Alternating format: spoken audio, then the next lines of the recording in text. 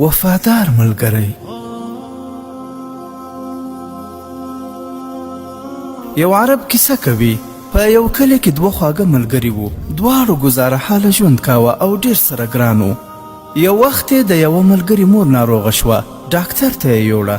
هغه د 600 ریاله درمل دوایي ورته ولیکل. ځوان چې خپل جیب ولټاوه دومره پیسې له ده سره نه وې چې د ناروغې مور لپاره درمل پرې واخلي.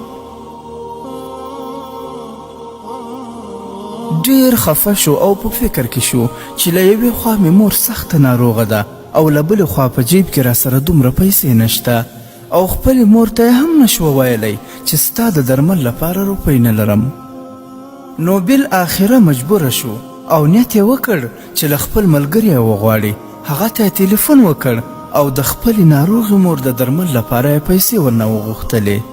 هغه ملګري یې په ځواب کې ورته وویل سمه ده په سترګو، له مازدیګر وروسته به سره حال شو او پیسې به درکړم. دی مور ته ډېر خفه او اندېښمن و او د مازدیګر په انتظار و چې ملګری به یې روپۍ ورته راوړي او دی به د خپل مور لپاره درمل پرې واخلي. مازدیګر شو او ملګري ته یې بیا زنګ وواهه خو د هغه موبایل بند و او څو ځله یې موبایل وکړ خو هماغسې بند و. له ملګري نه ډېر خفه شو او ورته غصه هم شو چې هلته یې وعده وکړه چې روپۍ دروړم، اوس یې موبایل بند کړی. اقلا دومره ځواب خو یې باید راکړی وای چې روپۍ نه درکوم، خو د موبایل ولې بند کړی. په دې غصه یې بیا زنګ ورته واهه خو د هغه تلیفون بند و او دی د ناروغې مور سر ته په انتظار ناست و. ماښام ناوخته شو چې ملګری یې ورته راغی. ده له روغبړ مخکې لا سختې او ترخې خبرې او ګیلې ورته پیل کړې چې روپۍ دې نه شوې راکولی نو موبایل دې ولې بند کړی و. او کله یې چې غصه سړه کړه هغه ملګري یې په مسکا جیب ته لاس کړ او 600 ریاله یې ورته ونیول. دی حق حیران شو او ویې پوښتی چې ښه نو موبایل دې ولې نه ځوابوه.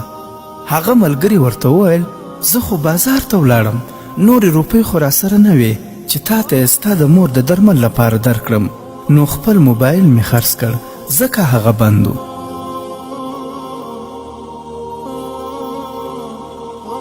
ګرانو ملګرو، کله هم چې د ځان لپاره یو څوک دوست ټاکئ نو باید چې دا فکر مو وي چې زما دا دوست ایمانداره، دینداره او دیانتداره او رښتونی وي او بیا به د سختۍ په حالت کې او په هر مشکل کې در سره ملتیا کوي. او کوم دوست چې مو دینداره نه وي یعنې بېدینه وي او نور بد عادتونه لري له هغه نه لرې اوسئ، ځکه یو څوک چې د خدای پاک څخه حیا نه کوي یعنې لمونځ نه کوي او له دینه لرې وي، د خپل رب سره وفا ونه لري، نو هغه به ستا سره څه وفا وکړي. د ښه ملګري یو څو عادتونه راځئ چې واورو. ښه ملګری مو هیڅکله په سختو حالاتو کې یوازې نه پرېږدي. ښه ملګری مو راز ساتي، هغوی هیچ چاته هغه پټې خبرې چې تاسو ورته کړي نورو ته یې نه کوي. ښه ملګری مو وخت پیژندونکی، صادقه او امین وي. ښه ملګری مو په خوښیو خوښ او په خفګان مو خفه وي. ښه ملګری مو په دې پوهیږي چې څه وخت خبرې او څه وخت سکوت وکړي. ښه ملګری مو در سره خاندي او ژاړي خو د دې ټولو په اړه نورو ته هیڅ نه وایي.